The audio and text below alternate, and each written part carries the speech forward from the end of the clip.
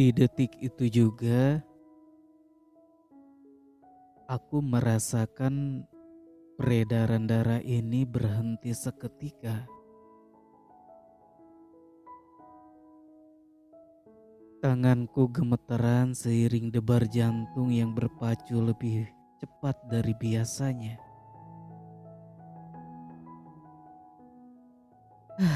Lucu sekali kau ini,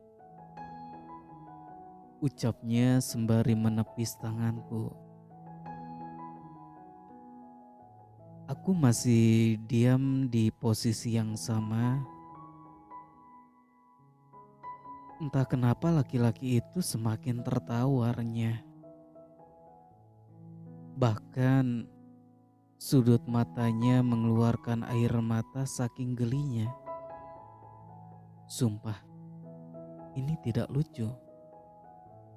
Ambillah, maaf tadi itu. Saya bukan wanita murahan. Saya kesini memang berniat mencari pinjaman. Sekalipun saya tidak bisa mengembalikannya, saya bisa membayar dengan tenaga, mencuci atau memasak, atau juga beres-beres. Ucapku dengan derayan air mata. Aku sudah terbiasa mendapat hinaan dari tetangga karena sering berhutang. Tapi rasanya tak sesakit seperti saat ini. Aku menangis sesegukan, kemudian menjatuhkan diri di dekat meja. Sakit hati dan malu dengan ketidakberdayaan ini.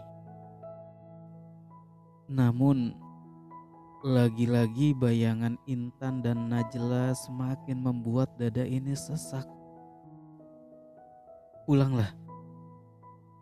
Aku paling tidak suka melihat wanita menangis. Ambil uang itu. Anak-anakmu sudah menunggu pasti. Jadi, ia menjentikkan telunjuknya ke arah pintu. Kutatap lembaran uang yang berada di atas meja. Sekali lagi aku menatap ke arahnya dan dia pun menganggukkan kepala. Untuk tatapan yang terakhir, akhirnya aku memberanikan diri untuk meraih uang tersebut. Terima kasih. Nanti saya... Jangan mengucapkan sesuatu yang tidak bisa kau lakukan. Jangan samakan aku dengan tetanggamu. Soal ucapan yang tadi, aku bisa membeli wanita yang lebih cantik dan seksi dengan uangku. Bukan ibu-ibu rumah tangga yang kumal sepertimu. Lihatlah penampilanmu saat ini. Bahkan aroma tubuhmu yang sudah mencemari ruangan tamuku. Juga rambutmu, kapan terakhir kamu menyisir? Ia berdecih sembari melipatkan tangan. Ketakutanku langsung menguap begitu saja. Untuk penghinaan kali ini, entah kenapa membuatku merasa lega.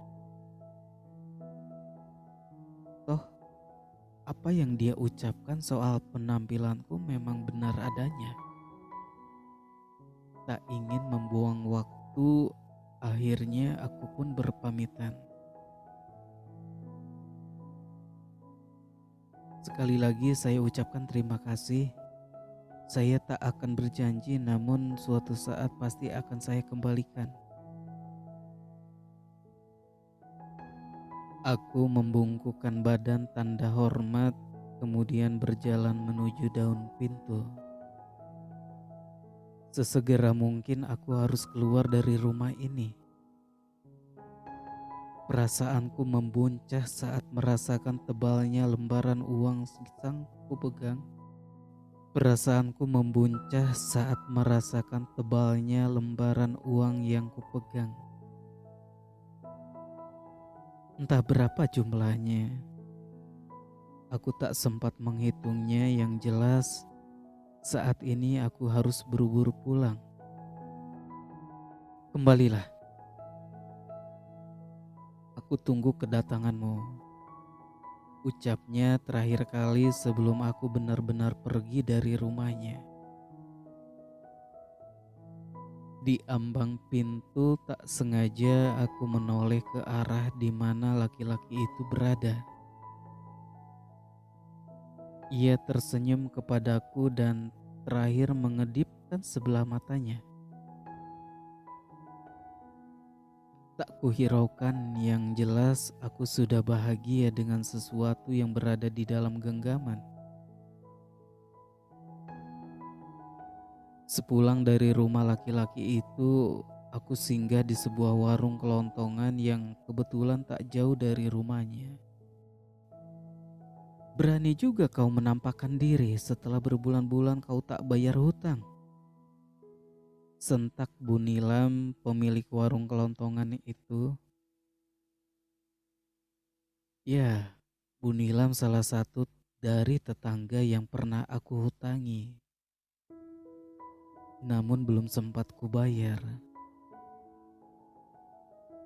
Iya Bu, ini saya mau bayar. Mohon maaf jika lama. Berapa hutangnya kalau boleh saya tahu Bu? Nah gitu dong. Kalau demen ngutang harus giat juga bayarnya. Ini warung bukan punya nenek moyangmu. Yang seenaknya bisa kau hutangi tapi bayarnya lama-lama. Kamu perlu tahu Nina, keuntungan berjualan warung sepertiku ini kecil. Aku berjualan juga bukan berarti hidupku kaya. Keuntunganku jika kau hutangi terus, apalagi berbulan-bulan kau tak lagi datang kemari. Maaf Bu Nilam, saya baru ada rezeki hari ini. Cicitku sambil pelan. Aku sudah layaknya terdakwa yang tengah mendapat penghakiman. Total hutangmu itu 392.000. Ini catatannya. Bu Nila menyodorkan sebuah buku. Aku menatap rangkaian catatan hutang milikku kepada Bu Nilam. Hampir satu lembar penuh dengan catatanku. Mungkin ini memang jalan rezekinya Bu Nilam. Akhirnya aku langsung membayar semua hutang itu. Tak enak juga jika harus dibayar separuhnya, karena hutangku sudah mangkrak terlalu lama.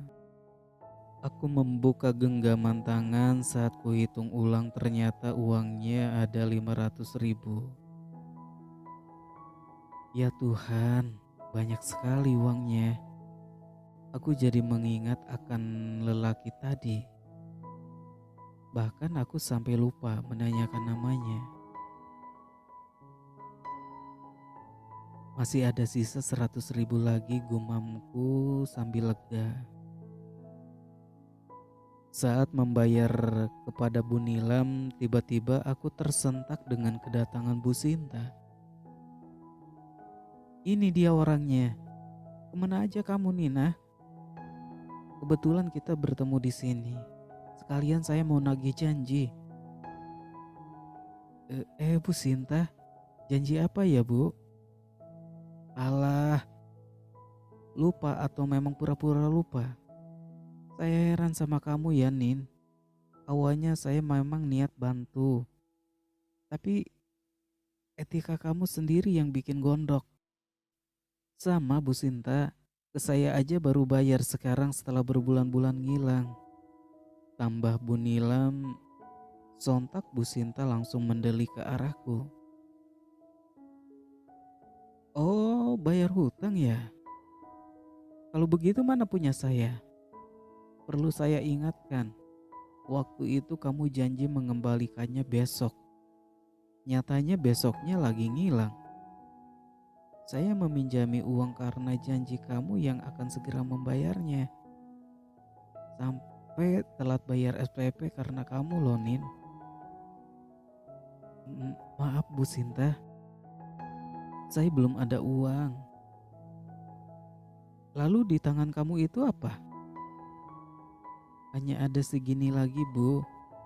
Ini mau saya belikan beras buat anak-anak. Sebodoh amat. Sinikanlah. Jangan, Bu. Nanti anak-anak saya kelaparan di rumah. Itu urusanmu, Nin. Saya sudah lelah. Uang 200.000 yang kemarin saya pinjamkan itu uang SPP anak saya. Kamu tahu, gara-gara kamu telat bayar, saya sampai nunggak. Yang akhirnya saya ribut sama suami. Bu Sinta menarik paksa uang yang ada di genggamanku. Seketika langsung membuat air mataku berlinangan. Jangan, Bu, liriku. Namun Bu Sinta sama sekali tak bergeming. Gak usah sok paling teraniaya deh, Nin. Jelas-jelas perbuatan kamu yang udah bikin masalah dari awalnya. Saya juga butuh uang. Minjamin sama kamu bukan berarti kebanyakan. Sekali-kali saya harus tega sama orang yang kayak kamu. 1 bulan loh dari besok yang kamu bilang. Ingat, ini saja masih kurang. Bu Sinta akhirnya berlalu, membuat aku tergugu di warung Bu Nilam. Lenyap sudah rencanaku untuk membeli beras, juga makanan kecil untuk Intan dan Najla. Nina, makanya punya ucapan itu dijaga. Jangan setiap kamu butuh doang obral janji manis besok mau dibayar, tapi nyatanya kamu mangkir dari ucapan sendiri. Wajar kalau semua yang minjemin kamu marah. Saya tahu hidup kamu susah, tapi bukan jadi alasan untuk kamu terus berhutang. Coba kamu nyari kerjaan.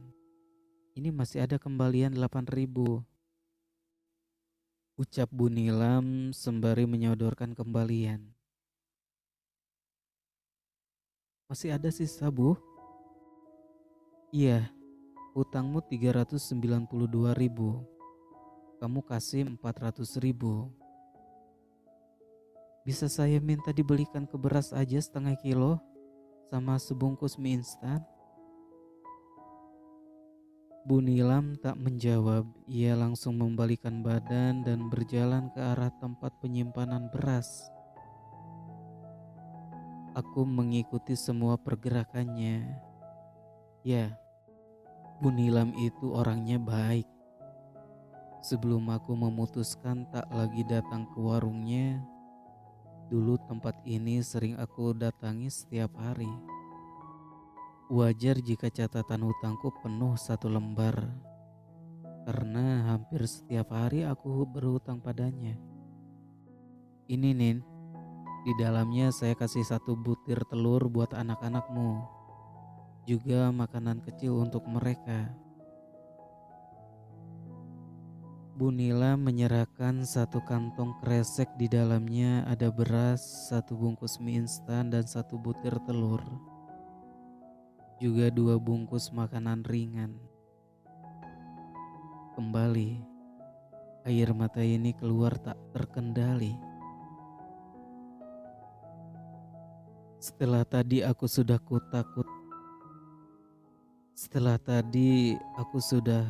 ketakutan ketika Bu Sinta mengambil uang. Terima kasih banyak, Bu. Ya, sama-sama. Sudah pulang sana. Hapus air matamu. Nanti banyak orang yang ngira kamu nangis karena saya. Lalu kemudian aku mengangguk, langsung menyeka air mata. Ya Tuhan, terima kasih untuk hari ini.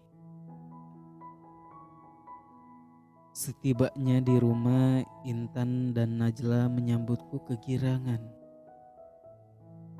Dua bungkus cemilan mereka terima dengan wajah berbinar. Padahal hanya jajanan seribuan, namun Intan dan Najla sangat antusias. Wah, ibu beli mie. Ada telur juga ya.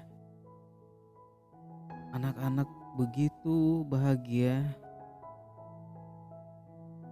dan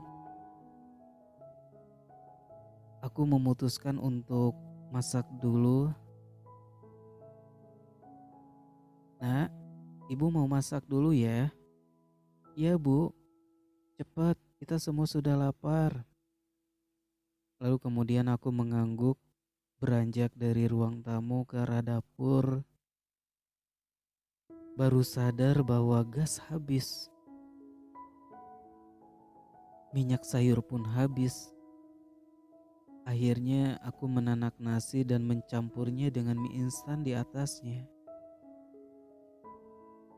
Setidaknya cukup untuk mengganjal perut hingga malam.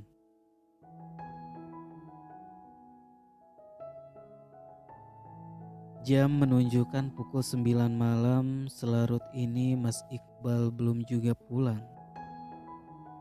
Intan dan Najla selepas maghrib sudah terlelap. Nasi yang kumasak tadi pagi membuat mereka makan dengan lahap.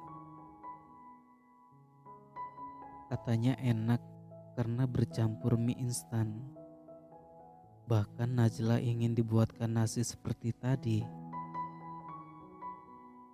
Bumbu mie instan yang meresap ke nasinya membuat mereka ketagihan. Hingga suara gaduh dari luar membuat lamunanku buyar.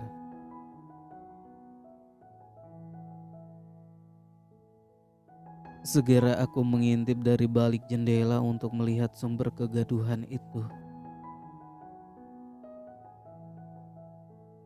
Ya Tuhan, Mas Iqbal, pekiku. Segera aku membuka pintu. Mas Iqbal dibopong oleh temannya. Kepala, tangan dan kakinya penuh perban. Wajahnya pun lebam. Kondisi Mas Iqbal begitu memilukan. Kenapa ini Mas? Iqbal tak berakan, ucap Ratman temannya. Ratman membantuku untuk membaringkan tubuh Mas Iqbal di atas tempat duduk. Mas Iqbal langsung memejamkan matanya. Ia tak berbicara apa-apa.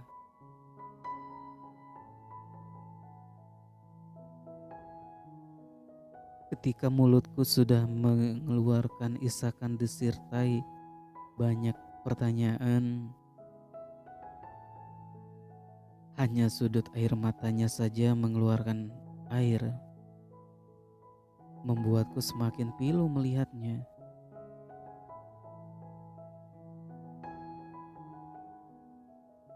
Nin, bisa bicara sebentar? Ucap Ratman yang sudah berdiri di ambang pintu. Aku pun mengangguk seraya menghampirinya. Kami berdua akhirnya mengobrol di teras rumah. Siang tadi Iqbal ke terminal. Dia meminta pekerjaan sama saya. Karena kebetulan siang hari saya ada acara keluarga, saya pun akhirnya meminjamkannya motor. Tapi sore tadi saya dapat kabar kalau Iqbal kecelakaan. Untung saja dia lagi gak bawa penumpang. Masalahnya motorku rusak parah Nin. Maaf sekali. Saya tahu keadaan kalian. Tapi keadaan saya pun sebenarnya tak jauh berbeda. Jadi, berapa biaya servis motornya, Man? Aku paham arah pembicaraan ini kemana. Baru saja aku merasa bahagia karena anak-anak yang makan dengan lahap. Saat ini muncul masalah baru membuat kepalaku berdenyut nyeri. Totalnya 4.500.000, itu sudah termasuk biaya pengobatan Iqbal.